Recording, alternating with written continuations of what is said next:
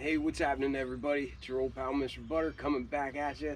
It is a beautiful day out here and I want to look at a beautiful pair of kicks. This is a pair that I picked up from the Nike app.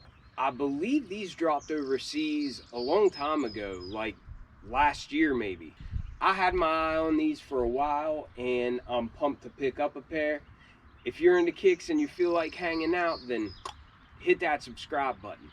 Let's look at these Jordan 1 lows in the football gray and aluminum colorway.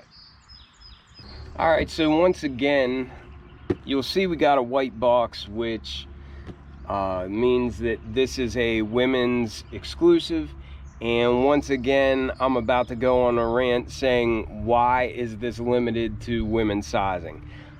I think everybody would like to wear this shoe. Maybe not everybody. Maybe I can't speak for, the entire population. However, this does not look overly feminine, just like the vintage green Dunk lows didn't look overly feminine.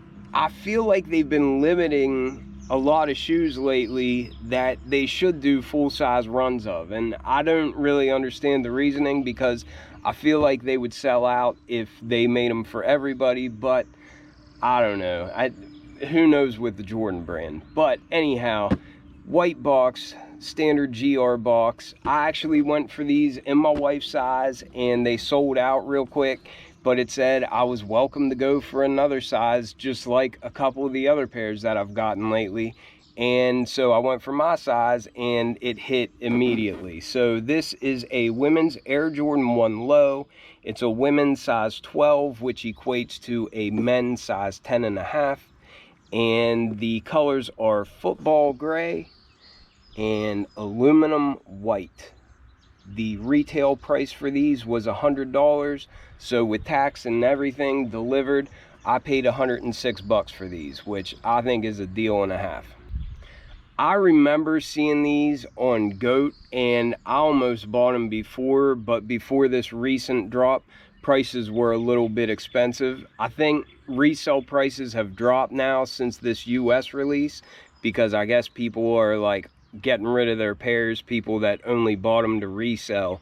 But this light blue paired with this gray and then the white midsole popping off there, I think these are really, really good looking Jordan 1 lows. And they're not OGs or anything, but I love that they mixed up the materials on this pair. They gave us this nice gray suede as a base, and it's not super soft or anything. It's not like what you get on like Dunk low premiums or anything, but it's a nice material. It's good enough and it looks really, really nice.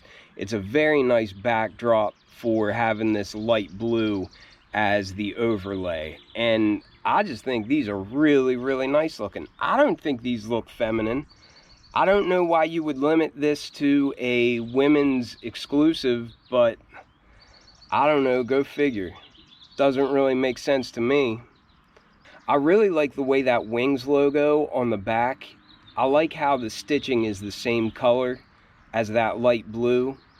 I think that's nice, the way it's kind of like understated there. It's your standard Jordan 1 low. Like I said, it's not an OG, so you don't have extremely good materials. The leather overlays, of course, they feel a little bit synthetic. But I do like that the base is this nice gray suede. I think that's a nice change, because I always like different textures and that sort of thing on shoes, and I think it looks really good, especially in these colors on this classic silhouette. Starting with the outsole, it really looks a lot like university blue to me right now, but maybe if I had a pair of university blue shoes right beside it, it would look more different. But it out here, it really looks like university blue. But we've got a standard Jordan 1 tread pattern, pivot point in the front, Nike branding there at the midfoot, and it's just classic. You've probably all seen that before, and I really like this blue color. It matches the overlays on the upper perfectly. But then that blue outsole meets a bright white midsole and bright white stitching, And I like that contrast. Really helps to just brighten up the shoe and give it a nice clean look overall. And then as we come to the mudguard, that's where we have this blue leather material. It feels slightly synthetic, but it feels better than your average Jordan 1 low or Jordan 1 mid synthetic leather, if that makes any sense. It definitely isn't like buttery or super, you know, natural feeling or anything, but it is somewhat soft. It's softer than what most synthetic leather that we get on these releases is. And it's got a little bit of texture to it. I don't know if you can see that or not, but it's not perfectly smooth. It has a little bit of texture, and I like that. But we've got that on the mudguard, and then going up the eye stays. On the swoosh, we have that material, and then wrapping around the collar on the back and also lower on the heel, we have that material. But it just looks really nice. The stitching all matches that blue color, and it just looks nice and clean. These are well done, and I like the shape of them too. They have a nice sleek shape to them. Sometimes you get Jordan 1 lows or Jordan 1 mids, and they just don't look as sleek as what like the OG highs or the OG lows do. But these look really nice. You almost even get a little bit of like an hourglass shape when you're looking at the back of it. I don't know if I'm getting the right angle there, but they look nice. They look really nice. And then I like how, if you're looking at the front of the shoe, I like how up here by the collar at the top of the eye stays, I like how it kind of comes out a little bit. I just think they have a really nice shape to them.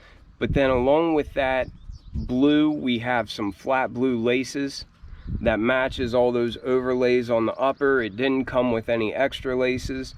I would probably just leave the blue ones in. I bet gray would look pretty good, or white. I don't know. Let me know if you think a certain color of lace would make these things pop.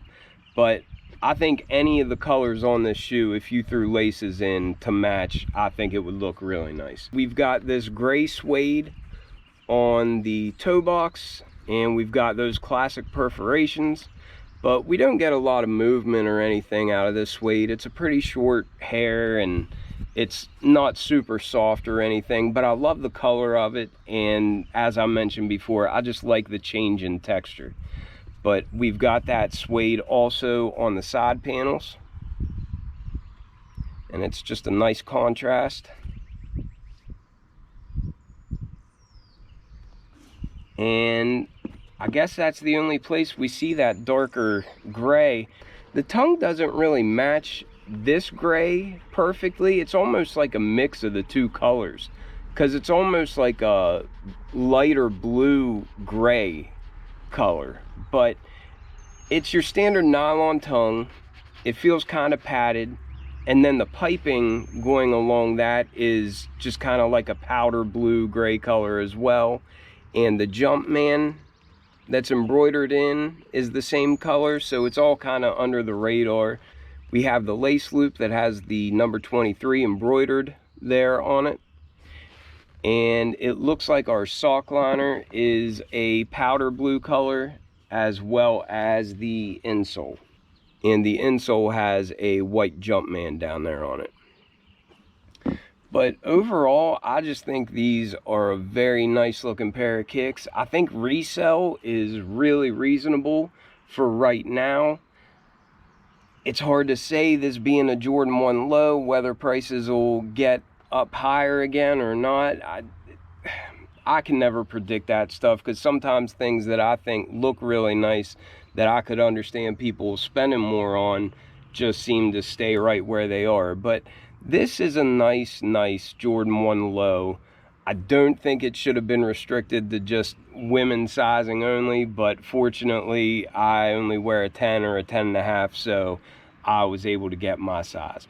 But let me know what you all think of these, and I'll catch you on the next one. I'm out.